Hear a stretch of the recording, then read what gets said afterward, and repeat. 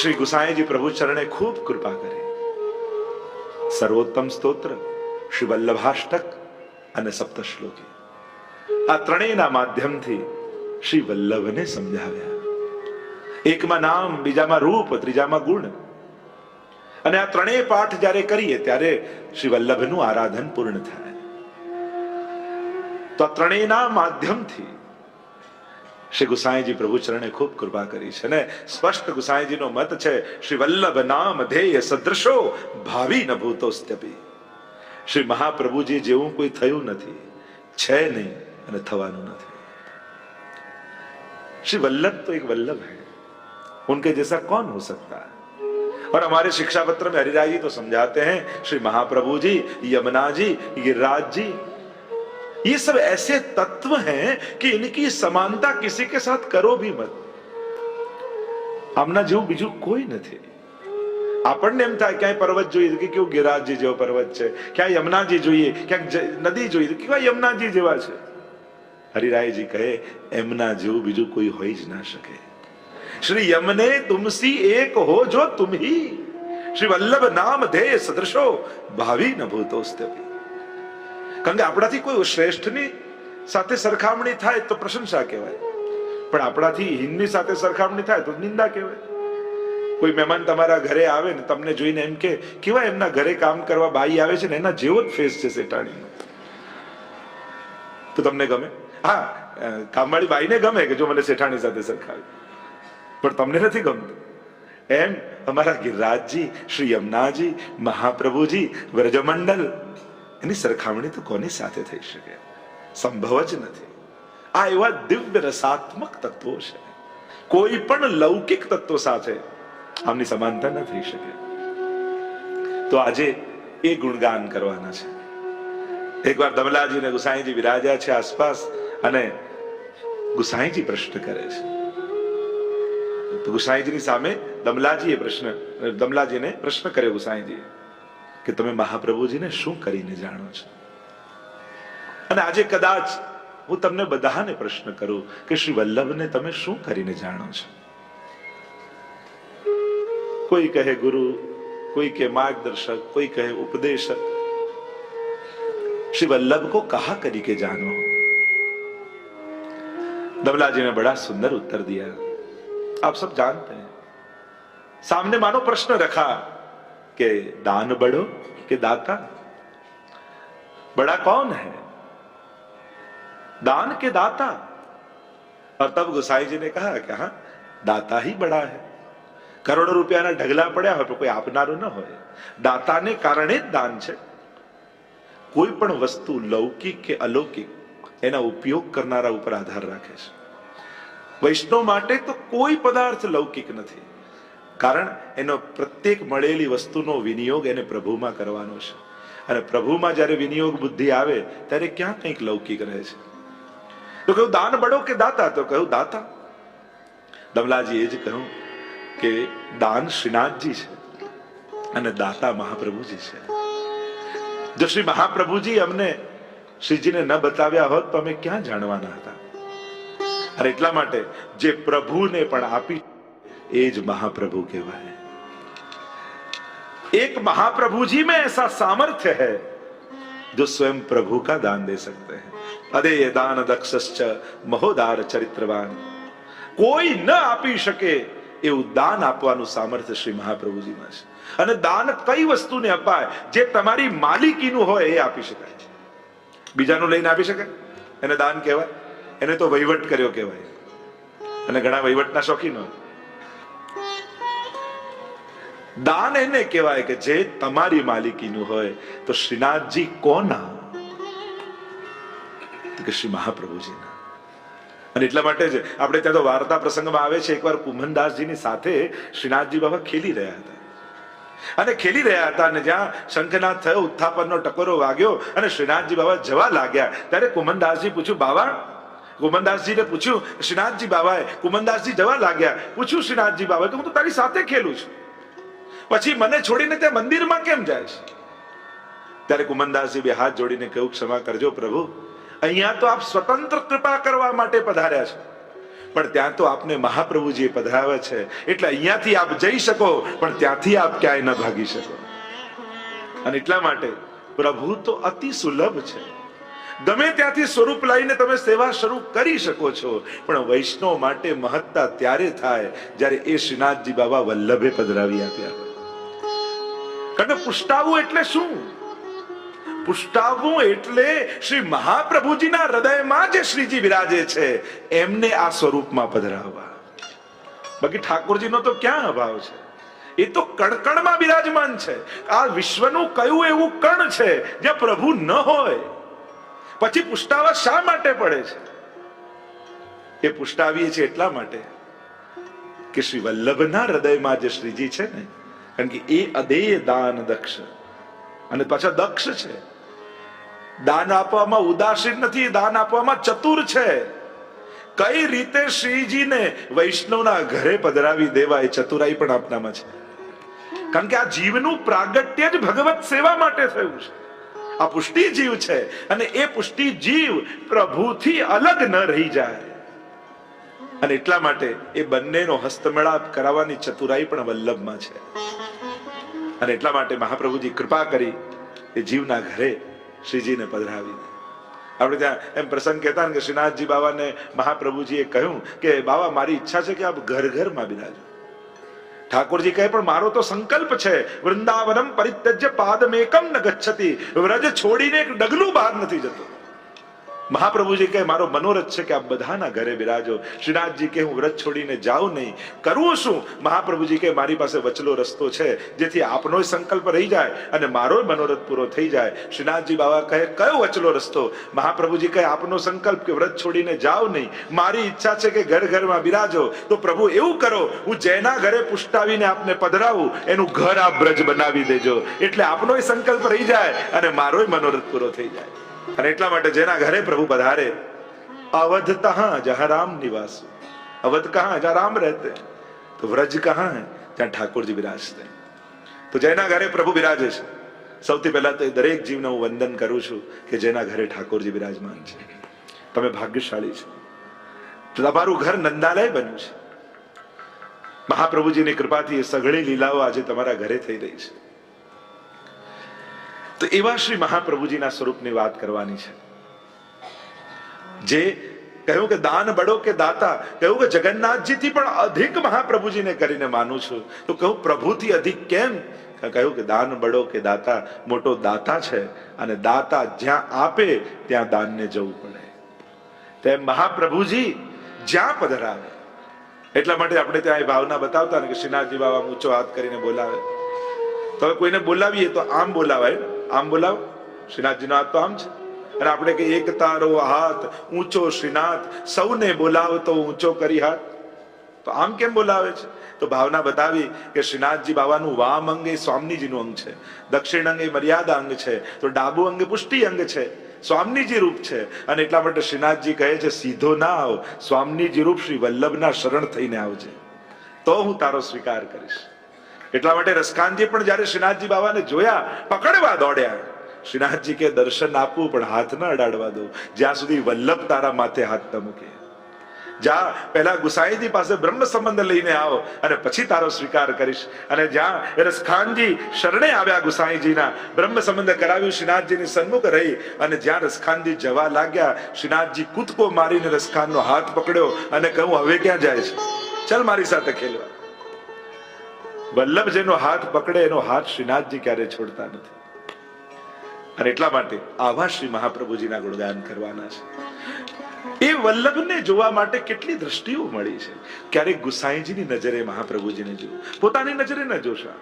આપણી દ્રષ્ટિ લૌકિક હોય એટલે આપણને બધું લૌકિકતા દેખાય. એટલા માટે ભગવત સ્વરૂપોને જોવા માટે ભગવદીય અથવા આચાર્યોની દ્રષ્ટિ એમને નિહાળવા. આપણે આ કાની આપીએ છીએ કે મહાપ્રભુજીની કાનીથી, ગુસાઈજીની કાનીથી જેમ જગાવીએ ત્યારે પદ ગાઈએ, સ્મરણ કરીએ. આ શું કે હવે મારા લાલન જાગે, અમને એનું મુખારવિંદ હું જોઉં, તો મહાપ્રભુજીની દ્રષ્ટિએ જો. આ એમની કાની, એમનું સ્મરણ. હવે ગુસાઈજીની દ્રષ્ટિએ જો. જો મહાપ્રભુજી આ લાલનને ગોદમાં લે તો એમને કેવો રોમાંચ થાય. હવે એવા મહાપ્રભુજીના ભાવને હૃદયમાં પધરાવી હવે લાલનને ગોદમાં લઈશ. અને એટલા માટે આપણે ત્યાં પ્રકાર છે, સીધો કરવાનો આગ્રહ નથી, કોની આડી થકી અંગીકાર છે એની વિશેષતા છે. તમે સન્મુખ તો થયા, પણ એ સન્મુખ કોનો હાથ પકડીને ગયા એની પુષ્ટિ ભક્તિમાં વિશેષતા છે. કારણ ઠાકોરજી તો મહાપ્રભુજીથી બંધાયેલા છે અને મહાપ્રભુજીને વચન આપેલું છે, આપના દ્વારા જે જીવ શરણમાં આવશે એ જેવો છે એનો સ્વીકાર કરીશ. અને એટલા માટે જ્યારે પણ શ્રીજીની સન્મુખ જાઓ ત્યારે મહાપ્રભુજીનો હાથ પકડીને જજો.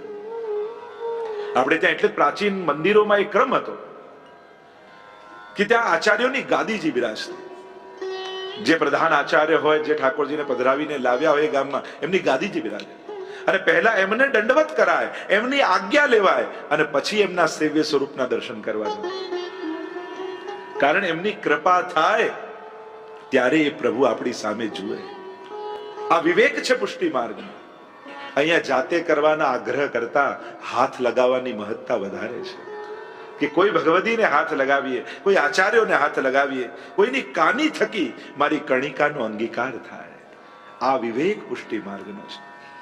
અને એટલા માટે શ્રી મહાપ્રભુજીની આ ગાથા, એમના દર્શન કરવા છે તો દમલાજીની દ્રષ્ટિએ જુઓ.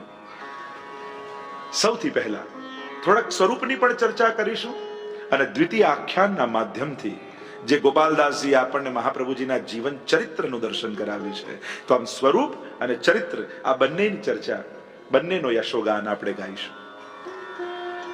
સ્વરૂપ, જે મહાપ્રભુજીના સ્વરૂપના ધ્યાનમાં આપ બોલો છો, ધ્યેયમ સદા વલ્લભમ, એવા શ્રી વલ્લભનું ધ્યાન કરીએ છીએ. કેવા શ્રી વલ્લભ? સૌંદર્યમ નિજરુદગતમ પ્રકટિતમ. દેખો, મહાપ્રભુજીના ભૂતલના પ્રાગટ્યની તો ચર્ચા કરીશું. પહેલા ચર્ચા કરીએ શ્રી વલ્લભના લીલાત્મક પ્રાગટ્યની. નિત્ય લીલામાં શ્રી વલ્લભનું પ્રાગટ્ય છે અને પછી એ ભૂતલ પર પધાર્યા. મેં ગઈકાલે જ કહ્યું હતું, પુષ્ટિ ભક્તિમાં આ ત્રણ શબ્દોની મહત્તા છે: ઐશ્વર્ય, સૌંદર્ય અને માધુર્ય. ઐશ્વર્ય શ્રી યમુનાજીમાં છે. અષ્ટવિધ ઐશ્વર્ય પ્રભુના બિરાજમાન છે, જે યમનાષ્ટકના શ્લોકોમાં 8 શ્લોકોમાં ગણવામાં આવે. સૌંદર્ય શ્રી વલ્લભમાં બિરાજમાન છે, માધુર્ય શ્રીજીમાં બિરાજમાન છે. સૌંદર્યમ નિજ હૃદગતમ પ્રકટિતમ સ્ત્રી ગૂઢ ભાવાત્મકમ. સહજ ભાષામાં સમજાવવાનો પ્રયાસ કરીશ, આપણને બધાને સમજાય એ રીતે ચર્ચા કરીશ. આ સૌંદર્ય પદ એમ તો ઘણું ગૂઢ છે, ઘણી ભાવાત્મક ચર્ચાઓ છે. ઠાકોરજી અને સ્વામીજી, એમની લીલા તે નિત્ય લીલામાં અખંડ રૂપે ચાલે છે. ઠાકોરજીની અંદર બે ભાવ બિરાજમાન છે, પુંભાવ અને સ્ત્રી ભાવ. પ્રભુનો ભાવ, સ્વામીજીનો ભાવ. યા ભોગતા ભાવ અને ભોગ્યા ભાવ, એટલે કે આનંદ લેવાનો ભાવ અને આનંદ આપવાનો ભાવ. આ સીધી ભાષા. સ્વામીજીની અંદર પણ બંને ભાવ બિરાજમાન છે, પુંભાવ અને સ્ત્રી ભાવ. આનંદ આપવાનો ભાવ, આનંદ લેવાનો ભાવ. તો આ બંને ભાવ બિરાજમાન છે. એકવાર ઠાકોરજી અને સ્વામીજી, જેમની અખંડ લીલાઓ થાય, એકવાર પ્રભુ નિકુંજમાં બિરાજમાન છે અને નિકુંજમાં બિરાજેલા પ્રભુ સ્વામીજીના ચિંતનમાં એવા મગ્ન બની ગયા, રાધા રાધા રાધા રાધા. ઠાકોરજીના રોમ રોમ માંથી સ્વામીજીનું સ્મરણ થવા લાગ્યું. અને કહેવાય છે કે પ્રભુનું આખું શ્રીઅંગ દર્પણ જેવું થઈ ગયું, એમાં રાધાજીનું પ્રતિબિંબ દેખાવા લાગ્યું. એવા મગ્ન બન્યા. એટલામાં સ્વામીજી શ્રી ઠાકોરજીને મળવા પધાર્યા. અને મળવા પધાર્યા અને દૂરથી જોયું તો કોઈ ગોપીનું પ્રતિબિંબ, જેમ રાધાજીનું પ્રતિબિંબ સ્વયં પ્રદર્શિત થતું હતું પ્રભુના હૃદયમાં. અને સ્વામીજીને એમ થયું કે કોઈ ગોપીજન ઠાકોરજીની પાસે બિરાજમાન છે. અને જ્યાં આવું થયું કે એમ થયું કે કોઈ ગોપીને લઈને ઠાકોરજી બિરાજ્યા છે. અને સ્વામીજીએ માન ધરી દીધું, અરે હું પ્રભુને મળવા આવી અને પ્રભુ કોઈ અન્ય ગોપી સાથે બિરાજ્યા છે, જાઓ પ્રભુ આપની સાથે વાત નહીં કરું. અને પીઠ દઈને સ્વામીજી બિરાજી ગયા.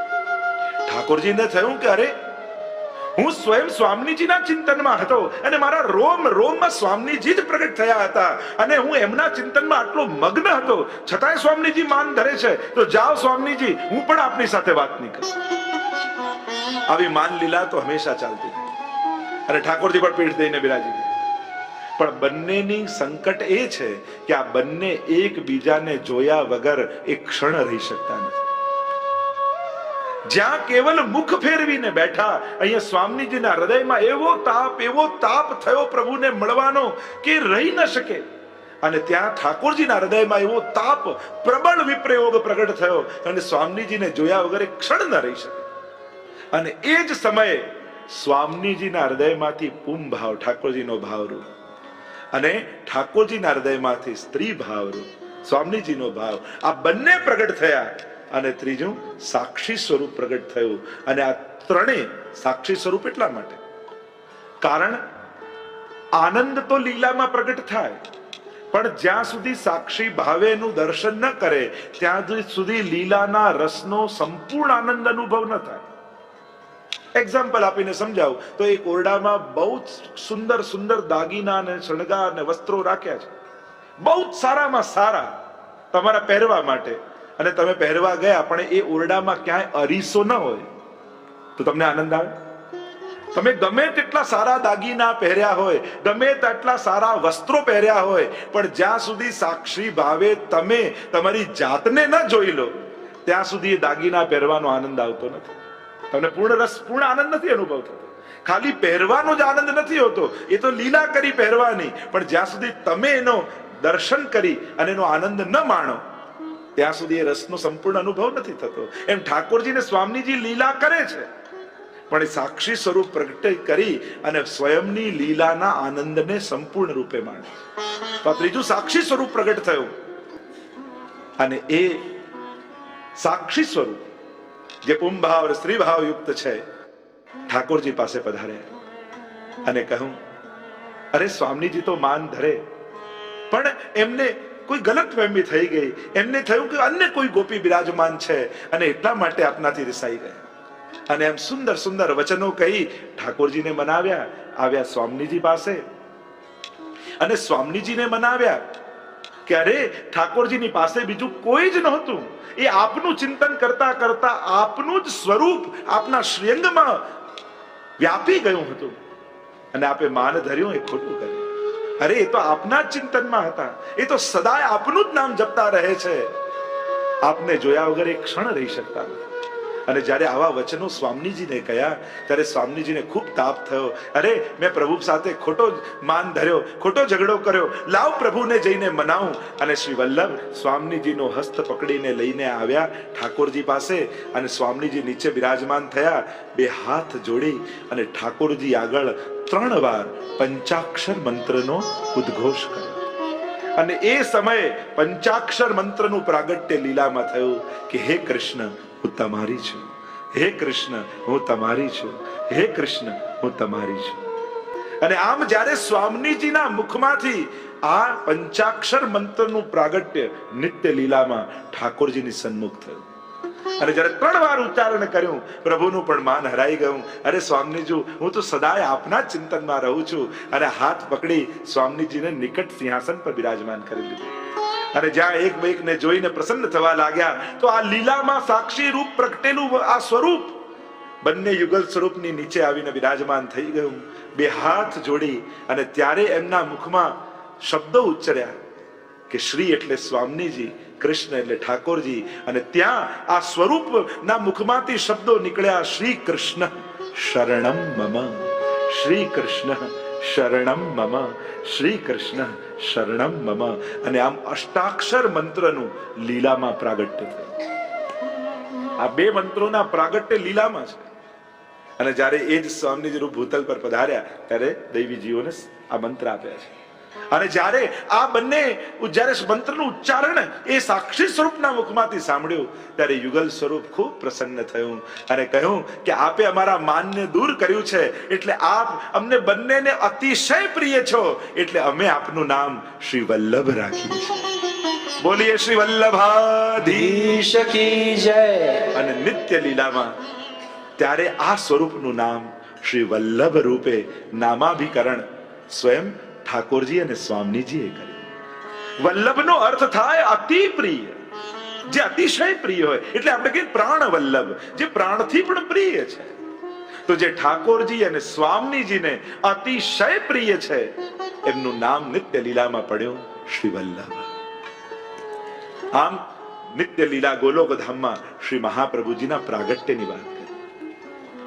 એકવાર નિત્ય લીલામાં રાસ થઈ રહ્યો છે. જો આપણે ત્યાં શ્રી મહાપ્રભુજીના 3 સ્વરૂપોની ચર્ચા, રૂપમ તત ત્રિતયાત્મકમ પરમભિધેયમ સદા વલ્લભમ. ત્રિતયાત્મક સ્વરૂપ મહાપ્રભુજીના માનવામાં આવે. ભક્તિ માર્ગમાં આ બે ભેદ સમજવા, આકાર અને સ્વરૂપના. ગિરિરાજજી પર્વત આકારે છે, પણ સ્વરૂપથી તો હરિદાસ વર્રે છે. યમુનાજી નદી આકારે છે, પણ સ્વરૂપથી તો નમત કૃષ્ણ તુર્ય પ્રિયામ, ચતુર્થ પ્રિયા છે. મહાપ્રભુજીનું પણ એક નામ સર્વોત્તમ સ્તોત્રમાં ગુસાઈજી કહે છે, સન મનુષ્યાકૃતિ. મનુષ્ય આકારે છે, પણ મનુષ્ય નથી. સાધારણ લૌકિક મનુષ્ય જેવો દેહ નથી. પ્રાકૃત ધર્માનાશ્રયમ અપ્રાકૃત નિખિલ ધર્મ રૂપમિતિ નિગમ પ્રતિપાદ્યમ યત્તચ્છુદ્ધમ સાકૃતિ સ્તૌમિ. પ્રાકૃત ધર્માનાશ્રયમ, અહીંયા પ્રાકૃત ધર્મોનો આશ્રય નથી, અલૌકિક છે. અંગ અંગ પ્રતિભાવન કે ભૂષણ. એ તો વ્રજમાં થતી સમગ્ર લીલાનું રસમય સ્વરૂપ. એટલે મહાપ્રભુજીના સ્વરૂપોની ચર્ચા આચાર્યોની વાણીમાં અને ભગવદીયની વાણીમાં ક્યાંક એમને આનંદ સ્વરૂપ કયા, ક્યાં એમને રસ સ્વરૂપ કયા, ક્યાં એમને અગ્નિ સ્વરૂપ કયા, ક્યાં એમને સુધા સ્વરૂપ કયા. આવા અનેક પ્રકારના સ્વરૂપની ચર્ચા છે. અને એટલા માટે આકાર અને સ્વરૂપનો વિવેક વૈષ્ણવે સમજીને કરે. આકારથી શરૂઆત થાય, પણ ભક્તિ તો સ્વરૂપની થાય. આનંદ તો સ્વરૂપ દાન કરે. અને એટલા માટે સ્વરૂપ જ્ઞાન હોવું જોઈએ. પુષ્ટિ ભક્તિ એ સ્વરૂપની ભક્તિ છે, સામર્થ્યની ભક્તિ નથી. મર્યાદા ભક્તિ એ સામર્થ્યની ભક્તિ. ભગવાન આવા દયાળુ, ભગવાન આવા કૃપાળુ, ભગવાન આવી કરુણાવાળા, આવા ગુણો સાંભળીને લોકોને ભાવ જાગે, એ મર્યાદા ભક્તિ. અને જ્યારે સામર્થ્ય નહીં દેખાય, ત્યારે એ જ પ્રભુમાં અભાવ પણ આવી જશે. પણ પુષ્ટિ ભક્તિ એટલે સ્વરૂપની, સ્વરૂપાસક્તિની ભક્તિ. કે પ્રભુ આપ ગમે તેટલા કઠોર થાઓ, અમને રડાવી રડાવીને વિરહમાં અમારો દેહ છોડવાનો વારો કેમ ના આવે, પણ અમે આપને પ્રેમ કરવાનું નહીં છોડીએ. આપ ગમે તેટલા કઠોર કેમ ન થાઓ, અમે આપના સ્વભાવને નહીં, અમે આપને પ્રેમ કરીએ છીએ. આપના સામર્થ્ય નહીં, આપની કોઈ ક્રિયાને નહીં, આપના કોઈ સ્વભાવને નહીં, આપની દયાળુતા કૃપાળુતાને નહીં, हम तो आपको प्रेम करते हैं. फिर आप सुख दो या दुख दो, पर हम तो आपको प्रेम करने वाली हैं, इसलिए आपकी प्रत्येक दी हुई चीज को भी हम प्रेम करेंगे. आपके दिए हुए सुख का भी आनंद लेंगे और आपके हुए दुख को भी माथे चढ़ा लेंगे, क्योंकि उनकी दी हुई चीज है. उनका गम भी हमें अजीज है, क्योंकि ये भी उनकी दी हुई चीज है. તમારું આપેલું દુઃખ પણ અમને પ્રિય છે, કારણ કે તમે આપ્યું છે. પ્રિયનું આપેલું તો અતિ પ્રિય લાગે.